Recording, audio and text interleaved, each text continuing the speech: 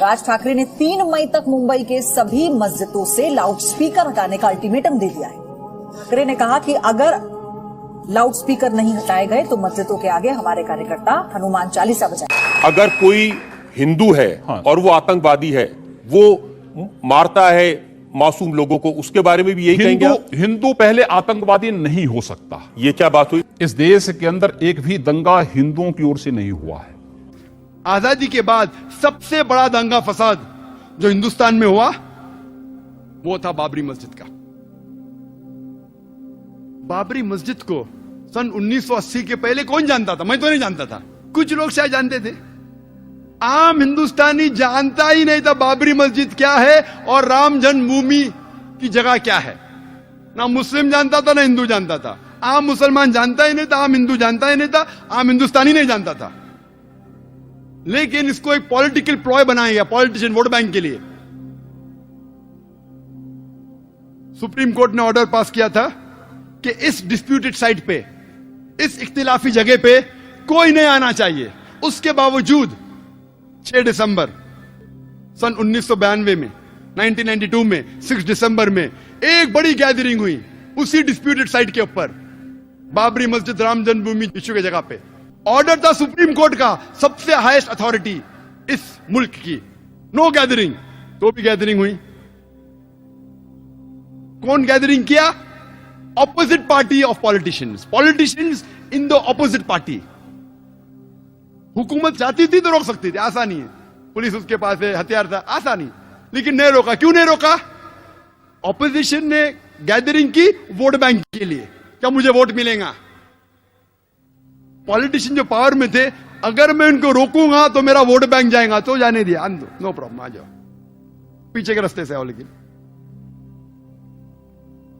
Television पे दिख रहा था सुप्रीम कोर्ट का ऑर्डर, नो गैदरिंग। उसके बाद क्या होता है? हजारों की तादाद में, 10,000 से ज्यादा, हजारों, tens of thousands of people, lakhs of people, लाखों लोग इकट्ठा हुए सब जगह से, त्रिशूल लेके बाबरी मस्जिद को शहीद करते।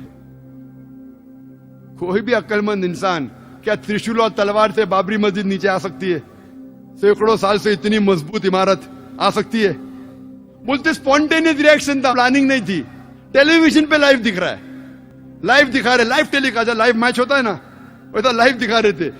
कितने चैनल दिख रहा था, ऑपोजिशन के पॉलिटिशियन बैठे उधर, हुकूमत बैठे हो पुलिस के सामने, और बाबरी मस्जिद नीचे आती। कैसा? बाय डायनामाइट, दिख रहा है। और बोलते कि स्पॉन्टेनियस रिएक्शन था। क्या स्पॉन्टेनियस? प्लानिंग थी। बम के जरिए बाबरी मस्जिद को शहीद किया जाता है। मुझे लगता है कि जॉर्ज बुश ने ये बाबरी मस्जिद डिमोलिशन को देख के उसको आइडिया आया होगा कि 9/11 न्यूयॉर्क ट्विन टावर को बम से गिराओ।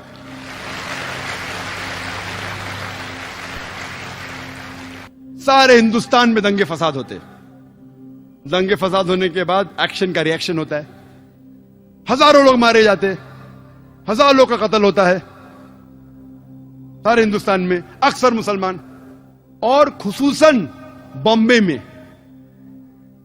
बाबरी मस्जिद डिमोलिशन कौन जिम्मेदार? कोई भी आम आदमी जिसको थोड़ी भी अकल है वो कहेगा नंबर 1 रिस्पॉन्सिबल, सबसे ज्यादा जिम्मेदार ऑपोजिशन पॉलिटिशियन जिनने गैदरिंग की सुप्रीम कोर्ट के खिलाफ। नंबर 2 जिम्मेदार जो पॉलिटिशियंस पावर में थे, वो रोक सकते थे लेकिन नहीं रोका। क्यों? वोट बैंक जाएगा। आप कोई भी सीनियर पुलिस ऑफिसर से पूछिए, मैं तो बहुत से पुलिस ऑफिसर से बात कर चुका हूं इधर और बाहर भी, कोई भी सीनियर पुलिस ऑफिसर से पूछिए, दंगे फसाद को रोकना तो आसान सी बात है। जैसा शुरू हुआ within a few hours, चंद घंटों में रोका जा सकता है। अगर कम पुलिस फोर्स है तो रिजर्व फोर्स को बुलाओ। टेररिस्ट अटैक्स को रोकना बहुत मुश्किल है। कुछ रोक सकते, सब नहीं। सब रोकना नामुमकिन है 100%। कुछ को रोक सकते, दंगे फसाद 100% रोकना आसान है अगर पुलिस फोर्स चाहे तो। लेकिन जो पुलिस चाहती भी रोकना नहीं रोक सकती थी। क्यों? क्योंकि उनको पॉलिटिशियन का दबाव था। पुलिस फोर्स तो फाइनली गवर्नमेंट के अंदर आती ना, होम मिनिस्टर के अंडर। वो पुलिस ऑफिसर चाहता भी था बेगुनाह मुसलमान का कत्ल ना हो, फिर भी कुछ नहीं कर सकता। क्यों? उसके सिर के ऊपर पॉलिटिशियन है। दंगे फसाद होते हैं बंबई में, 1500 मुसलमान का कत्ल होता है. मोर देन 90-95% जिनका कत्ल होता है मुसलमान होते हैं. 1800 से ज्यादा घायल होते हैं बॉम्बे राइट्स में. इवन पार्टीशन के वक्त भी बॉम्बे में इतना बड़ा दंगा फसाद है, और जिस तरीके से ये दंगे फसाद हुए, और पुलिस चाहती रोक सकती थी, नहीं रोकी. मेरे नजदीक इस हिंदुस्तान में आम हिंदुस्तानी, आम हिंदू, आम मुस्लिम एक दूसरे से मोहब्बत करता है. मेरे नजदीक मेरे कई हिंदू दोस्त हैं. आम हिंदुस्तानी, आम हिंदू, मुसलमान एक दूसरे से मोहब्बत करते हैं. ये पॉलिटिशियन लोग चिंगारी लगाते हैं वोट बैंक के लिए, और बेगुनाह लोग को बहकाते हैं और उनके जरिए राइट्स करते हैं. हम आम जनता हिंदुस्तान की इन पॉलिटिशियन के बहकावे में नहीं आना चाहिए. जब इतने मुसलमान मरे तो गवर्नमेंट सोचने लगी अभी वोट बैंक मुस्लिम की जाएंगी, बड़ी छोटी है, तो क्या की, 1 जज कमीशन, श्री कृष्ण कमीशन को अपॉइंट किया. डरो मत, जो भी जिम्मेदार है वो गिरफ्तार होंगे. और कायम करते 1 जज commission Shri B N Krishna को, श्री बी एन श्री कृष्ण को श्री कृष्णा कमीशन. और मुझे कहना पड़ेगा बिला शुबा कि जस्टिस श्री कृष्णा वो एक डिवाउट हिंदू है,